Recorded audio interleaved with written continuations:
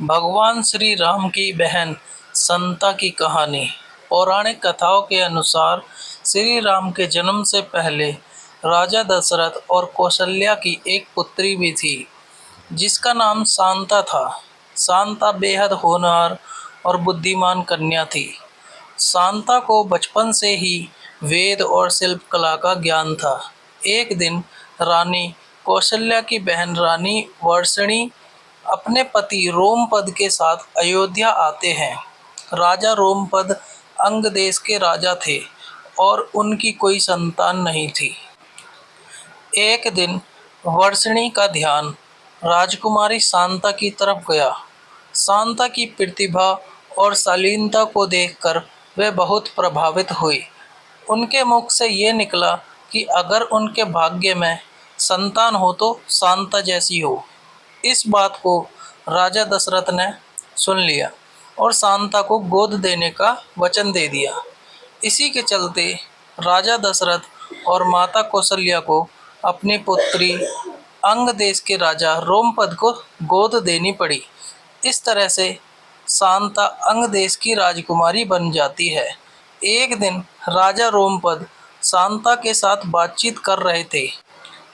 तभी उनके द्वार पर एक ब्राह्मण अपनी याचना लेकर आया, लेकिन रोमपद अपनी बातचीत में इतने व्यस्त थे कि उस ब्राह्मण की प्रार्थना को नहीं सुन पाते हैं और वह ब्राह्मण खाली हाथ ही वापस लौट जाता है।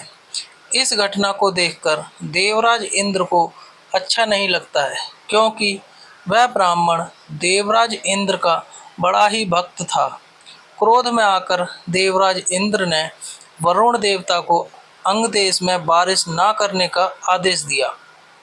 बारिश ना होने से अंग देश में सूखा अकाल पड़ गया और लोग परेशान हो गए।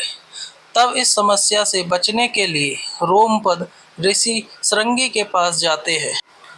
ऋषि शृंगी रोमपद को यज्ञ करने के लिए कहते हैं। राजा रोमपद यज्ञ करवाते हैं, तब वर्षा होती है और सूखे की समस्या खत्म हो जाती है।